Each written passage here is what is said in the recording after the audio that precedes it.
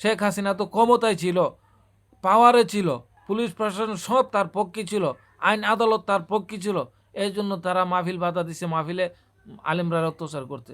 কিন্তু তোমার বিএনপি তো এখনো ক্ষমতাত নাই। তারা কিভাবে একজনের ছক ফুটা করে ফেলবে, একজনকে মেরে ফেলবে হুমকি দিয়ে মাহফিলের মধ্যে, হাজার হাজার মানুষের সামনে, মিডিয়ার সামনে। আর ক্ষমতায় পাইলে, ক্ষমতায় গেলে তখন কি করবে, তখন আর জবাব দিতে পারি না। এই জন্য তারেক রহমানকে অনুরোধ করব, ভাই তারেক রহমান সাহেবকে আমি অনুরোধ করব যে দল থেকে আপনি আগাছাগুলাকে বের করেন, আগাছাগুলাকে বের করেন। যদি দলকে আগামীতে টিকিয়ে রাখতে চান, আর যদি ভালো কিছু করতে চান, ক্ষমতায় যাইতে চান, তাইলে আগাছাগুলা শেষ করেন, আগাছাগুলা আগে দল থেকে বের করেন। তো অনেক ভালো হবে, অনেক মঙ্গল হবে, অনেক উপকার হবে দেশের জন্য, আপনার জন্য, দলের জন্য অনেক উপকার হবে। কারণ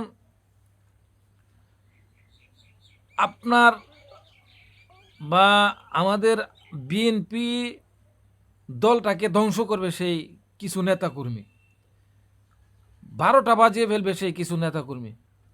যেরকম শেখ হাসিনা ছিল, দেশের জন্য কাজ করছে, কিন্তু শেখ হাসিনার যে আওয়ামী লীগ দলটাকে এবং শেখ হাসিনাকে পুরা জাতি সহ কয়েকটা নেতাকর্মী ধ্বংস করে দিয়েছে। আজকে শেখ হাসিনা দেশ ছাড়া, দেশের বাইরে, দেশে আসতে পারতেছে না, নেতাকর্মী সব পালিয়ে আছে। দেশের সুবাতাস তারা বুক করতে পারতেছে না। এর কারণ হইল কয়েকজন নেতাকর্মীর কারণে। এই কয়েকজন নেতাকর্মীর যদি শেখ হাসিনা আটকে ফেলতো, বের করে দিত, হ্যাঁ, দল থেকে বাইর করে দিত, আজকে ক্ষমতায় থাকতো এবং সে ভালো পজিশনে থাকতো।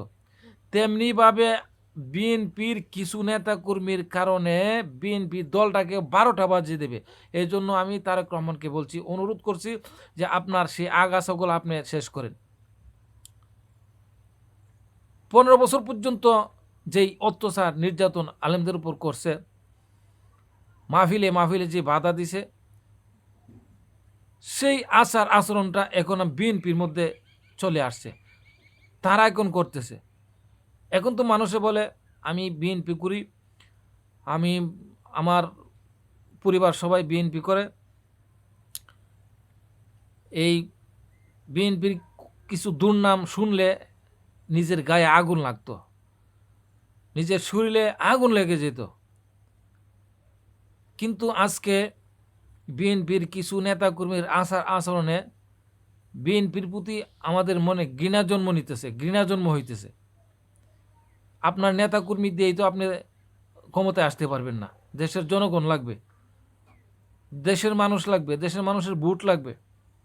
তো এখন আমি এমন একজন কর্মী হওয়ার পরে যদি আমার অন্তরের ঘৃণা জন্ম হইতেছে, ঘৃণা জন্ম হয়, সাধারণ একজন ভোটার সে তো সর্বপ্রথমেই বিএনপিকে ছেড়ে দিবে।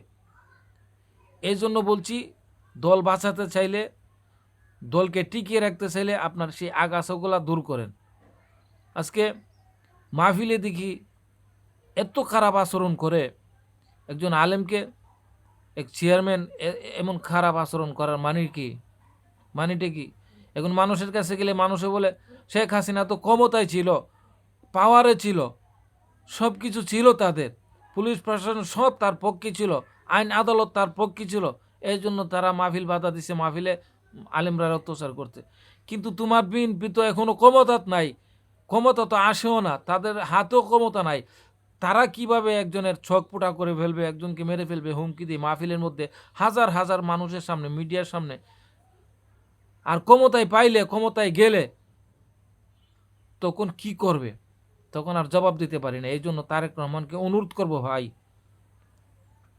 আপনি যদি আপনার দল এবং আমাদের ইজ্জত বাঁচাতে চান, আর আমাদেরকে আপনার দলের মধ্যে টিকিয়ে রাখতে চান, এই আগাছাগুলাকে দূর করেন, আগাছাগুলাকে সরান। এই তাদেরকে আগে সরিয়ে দেন। তারা, তাদের জন্মের দোষ আছে, এই জন্ম দোষী কিছু মানুষ আপনি দলে রাইখা দল টিকিয়ে রাখতে পারবেন না। কারণ আগের দিন তো এখন নাই, এখন মিডিয়ার যুগ, প্রত্যেকটা জিনিস প্রচার হয়ে যায়। তো অনুরোধ করছি, আপনি আমাদেরকে বাঁচাতে চাইলে, দলকে বাঁচাতে চাইলে আপনি এটা করেন। তাদেরকে বিচার করেন, তাদেরকে দল থেকে বহিষ্কার করেন, সরাসরি মিডিয়ার সামনে এসে তাদের নাম ধরে ধরে তাদেরকে সরাইয়া দেন। আপনাকে মানুষে মাথায় রাখবে এবং আগামীতে আমরা প্রাণ ভরে মনের আগ্রহের সাথে আপনার দানের শীষে ভোট দিতে পারবো।